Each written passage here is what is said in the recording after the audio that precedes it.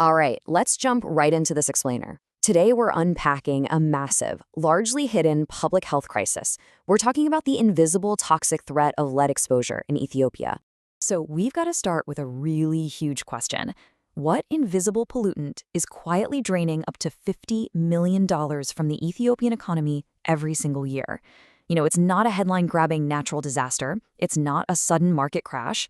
It's actually a slow-moving, silent toxin that is just devastating human capital and lifetime productivity. The culprit is lead, and it's responsible for a staggering 47,600 lost years of healthy life annually. And here's the thing, that $50 million economic loss we just mentioned, that is actually considered a highly conservative estimate. The true cost to human health is absolutely massive, and it's hiding right in plain sight. To really grasp this, we need to talk about a specific metric, the daily, or disability-adjusted life year. Now, this isn't just some dry academic stat. A single daily represents one full year of healthy human life completely stolen by this toxin. So when we say 47,600 dailies, we're talking about tens of thousands of years of human potential erased every single year due to severe disability or early death. And this gets to the core of why lead is so uniquely dangerous. It doesn't just make you sick for a few days and then you bounce back. It attacks the body on multiple fronts permanently. We're talking irreversible brain damage and IQ loss in children, and for adults, severe damage to the heart and kidneys, driving chronic issues like cardiovascular disease. To put this into perspective, the average blood lead level for Ethiopian children is estimated to be 5.4 micrograms per deciliter. Now, medical science is completely clear on this. There is absolutely zero safe level of lead exposure. None. So at an average of 5.4, that means roughly 1 in 3 children in the country are exposed at levels well over the reference values set by the World Health Organization. So, where exactly is all this toxic metal coming from? Part 1. Tracking the everyday sources. You might be thinking this is just an industrial problem, right? Well, actually, it's hiding in everyday life. Children are being exposed through incredibly common things. We're talking roadside dust from informal car battery recycling, brightly painted walls in homes and schools, contaminated tap water, and even the family cooking pot.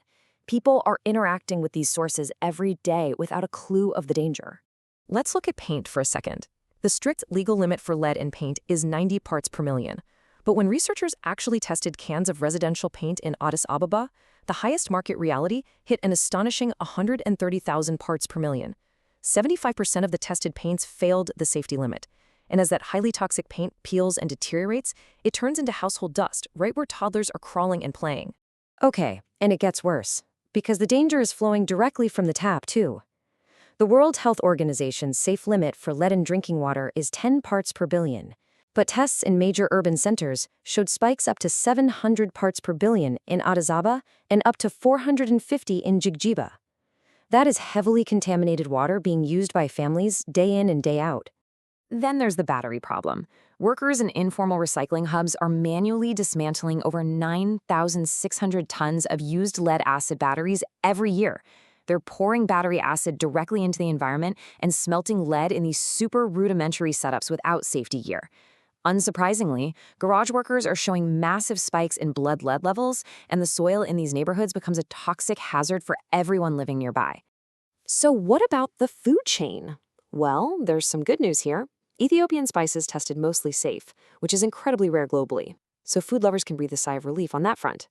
But the bad news is that leafy vegetables irrigated with wastewater are absorbing dangerous heavy metals straight from the soil. Crops like cabbage and lettuce from these peri-urban farms are showing lead levels up to 17 milligrams per kilogram. Part 2. Systemic roadblocks to safety. Now that we know where the lead is hiding, we really have to ask, why hasn't this been fixed yet? Well, it's a classic implementation gap. On paper, Ethiopia actually has fantastic environmental laws. They've got constitutional protections, and they've ratified major international treaties. But on the ground, fragmented coordination completely roadblocks any real enforcement. The laws are there, but the follow-through is fractured across too many different government ministries. The harsh reality is that regulatory agencies are essentially flying blind. National labs are struggling with broken advanced testing equipment, missing chemical reagents, and a total lack of accredited blood testing facilities. Plus, Customs officers at the borders don't have portable XRF scanners, which means they can't just point and shoot to test imported toys or cosmetics for lead. Simply put, you cannot fight a threat if you cannot measure it. Part 3. A 3-phase roadmap. But hey, it's not all doom and gloom. This mystery absolutely has a solution. The report maps out a comprehensive, phased roadmap to eradicate this threat. It steps from immediate emergency market surveillance right now in the first 6 months, through building up lab capacity over the next year, all the way to full-scale community remediation by year 3. It's not an overnight magic wand, it's a structured 3-year progression to build lasting infrastructure. So, what are the key actions? First, they need to create a centralized, multi-sectoral national task force so agencies actually talk to each other. Second, empower the Ethiopian Public Health Institute to act as the primary reference lab. Third, deploy those rapid XRF testing tools at the borders to block toxic imports.